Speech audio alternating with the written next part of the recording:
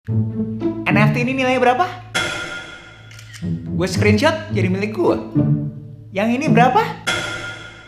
Gue screenshot milik gue lagi. Yang ini berapa? 69 juta US dollar. Well hello, gue punya juga. Gue tahu kalian pasti bingung kenapa gambar-gambar jelek seperti itu bisa dijual sampai jutaan bahkan miliaran dolar. Apa bedanya screenshot dengan NFT tersebut?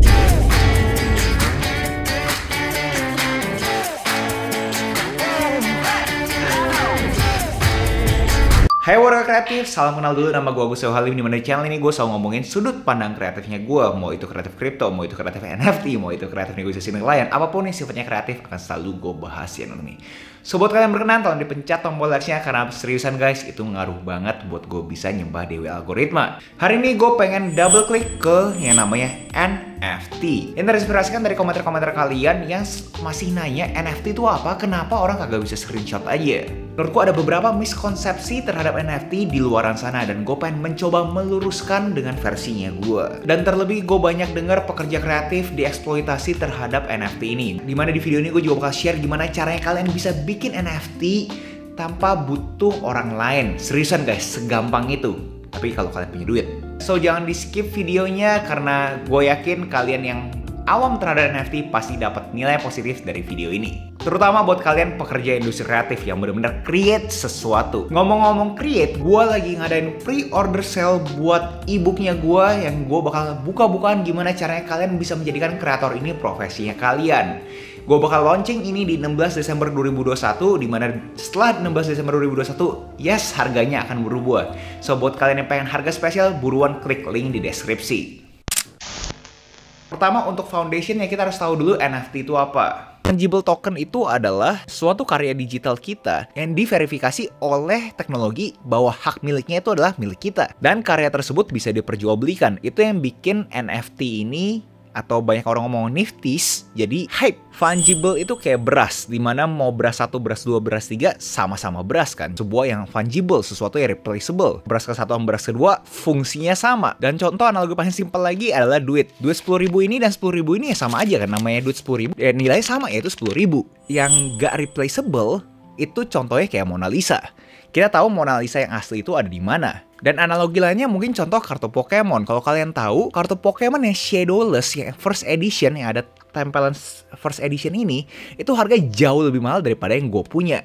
Kenapa? Karena cuma ada sekian banyak di dunia itu. Jadi nggak bisa di-replace ke edisi berikutnya. Non-fungible things pasti lebih mahal dibandingin fungible things. Kita coba replace kata fungible-nya, sesuatu yang tidak bisa tergantikan pasti lebih mahal dari yang bisa tergantikan. Sederhana kan? Dan gue rekomendasiin buat kalian yang belum nonton video gue tersebut, nonton sampai habis dulu baru kalian kesini lagi. Dan setelah nonton video tersebut mungkin kalian juga masih berasa asing banget kan. Kayak bro banyak banget jargonnya dari metaverse, web3, crypto, NFT. Kayak jargonnya asing banget bro. Gue ada analogi bego yang menurut gue gampang banget untuk dicerna. Kalau kita berinteraksi di dunia nyata itu kan secara sosial kan.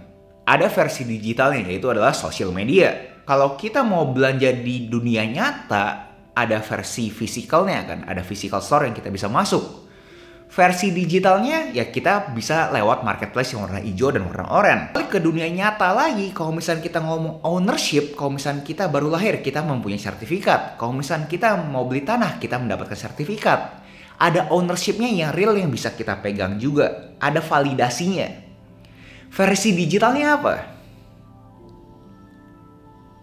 Itu pertanyaannya kan. Dan itulah fungsinya blockchain terhadap NFT ini, non-fungible token. Sertifikat tersebut sudah tervalidasi di dalam blockchain yang kalian pilih bahwa token tersebut adalah kalian punya. Itulah ekuivalen NFT ke dunia nyata. Bro, tapi apa fungsinya NFT bro? Kalau misalkan lo ngomongin sertifikat gitu kan ada kepemilikannya. Itu kan real.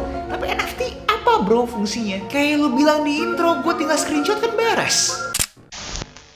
Pertama adalah status sosial. Layaknya kalau misalkan orang beli sesuatu yang seni. Mereka beli art yang sebegitu abstraknya dan nilainya sampai jutaan dolar juga. Ya karena pengen meningkatkan mereka punya status sosial kan. Bahwa gue orang yang berani membeli sekian banyak art dengan nominal sekian. Jadi fungsinya untuk flexing. Kalau di konteks art, di dunia nyata ya sampai sana doang kan, status sosial doang. Tapi kalau di NFT ini, sudah ada beberapa use case bisa digunakan untuk konteks lainnya. Contohnya The Bored Ape Yacht Club. Mereka mempunyai offline experience untuk orang-orang yang hold monyet-monyet tersebut. Kalau misalnya kalian tidak mempunyai monyet tersebut ya kalian kagak bisa masuk. Udah banyak banget spekulasi terhadap Bored Ape Yacht Club ini bisa mendapatkan akses terhadap eksklusif skin di game-game yang berbasiskan blockchain juga.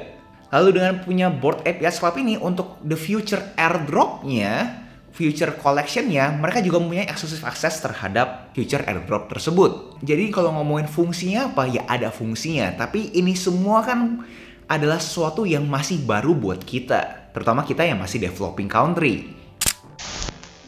Dari tadi yang gue udah sentuh adalah dalam konteks art status sosial. Dan berikutnya gue pengen sentuh spekulasinya nih. Kalau beneran akhirnya metaverse ini diadopsi secara massal, buat kalian kagak tahu metaverse, gue rekomen kalian untuk nonton video gue ini dulu dan baru balik ke sini lagi. NFT ini akan naik banget value-nya karena terbukti ternyata kita udah bisa flexing di dunia metaverse. Kenapa gue bilang kalau misalnya adopsi massal pasti NFT juga naik? Karena kalau kita lihat behavior manusia di web 2.0 aja, kalau misalnya kita beli barang suatu hype, kita taruh di Instagram kita kan. Kita mau flexing kan, kita pergi kemana aja kita flexing bahwa kita itu lagi pergi ke sini dan kita tuh lebih keren dibandingin orang lain. Dan itu bahkan diklaim sama Dr. Matthew Lieberman adalah kita punya default state, dimana kalau misalnya kita lagi kagak ngapa-ngapain, kita mencari kita punya status sosial. Jadi kalau ngomongin sekarang, yes masih spekulatif. Tapi kalau misalnya kalian sudah do your own research, sudah percaya dengan metaverse ini akhirnya pasti diadopsi massal, tapi kita ngomongin mungkin 10 tahun atau bahkan 20 tahun kemudian, NFT ini bisa dibilang investasi. Baik lagi, definisi investasi orang-orang beda-beda. Kalau investasi di mata gue adalah kalian tahu kalian taruh uang di sana, kemungkinan hilangnya itu sangat kecil. Tapi kalau kita zoom out terhadap dunia kripto ini, jelasnya dunia kripto ini masih aset yang dibilang spekulatif. Ya kalian bayangin aja sehari 2 hari bisa drop sampai 10-20%-an. Tapi balik ke NFT, menurut gue NFT ini sangat berkorelasi dengan yang namanya gaming. Menurut gue kalau misalkan NFT dan game ini beneran bisa nikah dan akhirnya mempengaruhi cara bersosialisasi generasi di bawah kita, mungkin kalau misalnya akhirnya gaming ini bisa sukses, itu mungkin bakal yang cross the chasm dari early adopters ke early majority. Karena kalau kalian kagak tahu udah banyak banget game-game yang metodologinya itu adalah play to earn. Jadi kalian main lalu bisa dapat penghasilan. Banyak banget game-game seperti itu. Buat kalian yang pengen gue bahas lebih detailnya, tinggal komen aja guys. Dan buat kalian yang udah percaya sama NFT space ini bahwa bro tenang aja bro, gue udah do my own research, gue sekarang pengen cobain NFT gue udah alokasikan dana dinginnya gue bro, gimana caranya? Ini sangat simple guys, kalian cuma butuh MetaMask dulu dan itu gampang banget kalian buat. Abis itu langsung kalian masuk ke OpenSea.io, kalian konekin ke kalian punya MetaMask, terus kalian tinggal klik create, kalian isi aja, taruh kayak apa tentang kalian segala macam dan ini bisa di copy berapa kali. Terus udah kalian tinggal tunggu aja. Sesimpel itu guys. Tapi yang bikin orang susah untuk launching NFT-nya sendiri adalah ini. Yap, gas fee-nya untuk memvalidasi bahwa NFT-nya adalah milik gua, MetaMask-nya gua, ya gas fee untuk launching NFT ini sangat mahal. Kagak banyak orang mempunyai privilege untuk nge-launching NFT projectnya kalau gas fee-nya semahal ini. Karena itu udah banyak banget blockchain-blockchain lainnya yang pengen nge-solve problem dari Ethereum punya blockchain, yaitu gas fee-nya mahal. Contoh Polygon dan Solana. Tapi kalau kita ngomongin secara volume, marketplace yang paling besar terhadap NFT ini adalah si OpenSea.io. Dan OpenSea.io ini ya kebanyakan mereka masih pakai Ethereum, walaupun mereka bisa ganti jadi Polygon sih. Dan asumsi kalau misalnya kalian entah gimana caranya kalian bisa dapat duit untuk gas fee tersebut, please jangan pakai pinjol guys. Begitu kalian bisa launching pun, ada problem berikutnya, yaitu siapa yang mau beli gitu. Kayak contoh kalau misalkan ini gue beneran gue bayar, gue punya gas fee, dan siapa yang mau beli gue punya karya. Karena ya again gue bukan siapa-siapa kan. Jadi ini yang ngebedain NFT Project Bored Ape Yacht Club sama NFT Project Agus Leo Halim. Ya gue siapa gitu loh. Jadi walaupun kalian punya modal, kalian tetap harus branding diri kalian sampai akhirnya NFT kalian kejual. Kagak harus bisa desain grafis pun, karena gue udah lihat banyak banget use case di mana fotografer jualan mereka punya digital imaging dan bisa menghasilkan. Closing comment gue di video ini, gue berasa namanya NFT itu bukan adalah kayak cepet guys. Contoh kayak Beeple aja, dia itu bisa kayak sekarang karena dia itu udah 20 tahun guys jam terbangnya. To a close a few moments ago, the final bid $69 million. $69 million? I think it probably means digital art is here to stay. Dan dia klaim bahkan dia satu hari ngeluarin satu karya. Dan berapa banyak warga kreatif yang berani ngomong seperti itu? Apakah kalian satu hari ngeluarin satu karya?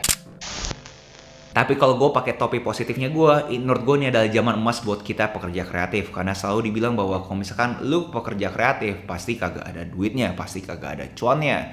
Tapi dengan ada NFT ini, ternyata kita punya karya ini bisa diapresiasikan lebih lagi. Karena kalian bayangin, bahkan brand kayak Nike pun sudah filing digital goods patent yang dispekulasi.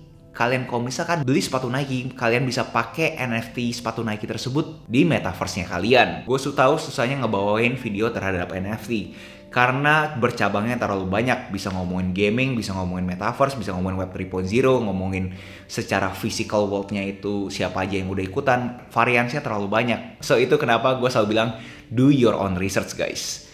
Tapi buat kalian yang percaya, buat kalian pekerja industri kreatif, gue highly recommended banget kalian double klik ke dunia-dunia ini. Karena ini mungkin 10 tahun lagi bisa ngubah hidup kita. In a good way. Sekali lagi, walaupun terlihat ada masa depan yang cerah di NFT ini, buat kita pekerja kreatif, masih banyak banget peran antagonisnya. Bahkan sampai 2 dari 5 negara yang ekonominya paling mature pun sudah nge-ban kripto. Walaupun ada yang bilang ini cuma media doang kok. Kagak ada yang tahu kenyataannya guys. So, do your own research. Kalkulasikanlah semua resiko kalian. Dan pastinya jangan berhenti berkarya.